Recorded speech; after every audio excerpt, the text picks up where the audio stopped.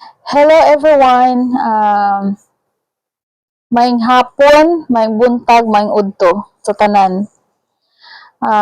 Lalong-lalo na dito sa Middle East at maayong gabi sa kaninyong tanan.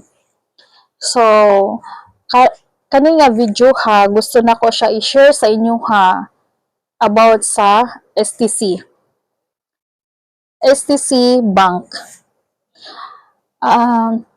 Gabi na nagkuhan sa kuha online sa Facebook. Pag scroll na ko siya, ang STC Bank nigawa siya dito. Then naka-post dito nga STC Bank, tapos na siya picture. Dayon nagibutan niya dito sa kuan niya. Kung namoy pangutana sa STC or unsa problema, pwede mo mag-comment dinhi o PM lang mo sa kuha. So, nakita na ko siya, gitry na ko siya PM. Nag-comment ko dito nga, hello sir, pwede ko magtanong about sa double cent o namali kong spelling and then wala nakuha sa Pinas. So, direct siya nag-PM sa kuha. Diyon siya, hi ma'am, unsa pangutana nimo about sa STC?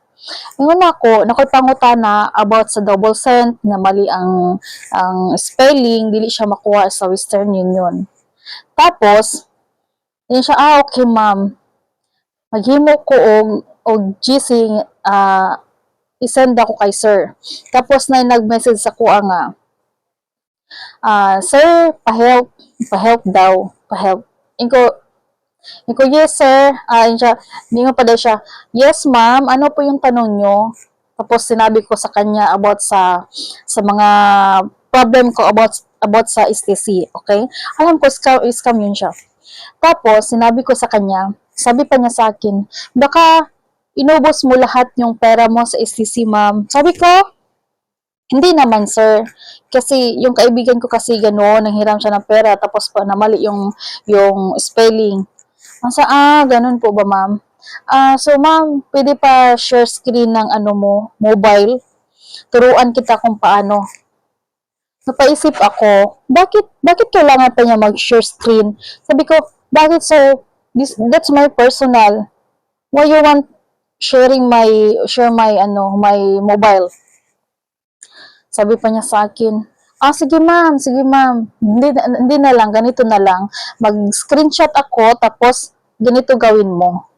Nag-share screenshot siya, pero tinuruan niya ako paano mag-share screen. Alam ko naman paano mag-share screen, no? Hindi man tayo tanga. Tapos, sabi pa niya sa akin, go to the market, open your STC bank, and then go to the market. Sabi ko, sige sir. Ginawa ko din. Market, nakita ko doon, may mga nakalabas doon, send, STC, sawa, like, mag-load ka daw. Sabi ko, concentrate ako sa, yung inutos niya sa akin. Tapos sabi niya, huwag ka dyan ma'am, mag-type ka ng STC. Sabi ko, parang may load package man to, ganun. Sabi pa niya, huwag kang mag-alala ma'am, wala niyang bayad. Sabi ko, akala niyo sa akin, tanga ako. Sabi ko, ganun ba sir? Tapos, sige, continue ka lang ma'am, continue ka lang. Sabi niya sa akin. Sige, continue ko.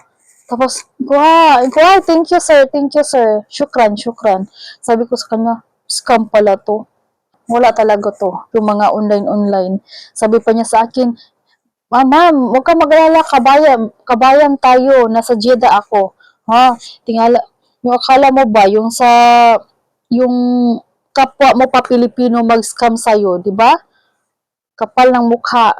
Tapos, ko siya. Hindi ako nag-message sa kanya, bakit ganito sir, bakit ganun, bakit sa scam ka pala, ganun. Hindi ako nag-message. Kinancel ko lahat yung mga post nila, hindi ako kabayan din siya, pero wala, manluloko. Kaya, mag-ingat kayo mga kabayan, lalong-lalo na yung sinong gumagamit ng STC. Mag-ingat kayo kasi maraming mga scammer. So, yun lang guys, and God bless at all. Sana nakatulong yung video ko sa inyo at huwag magtiwala kahit kanino. So, bye!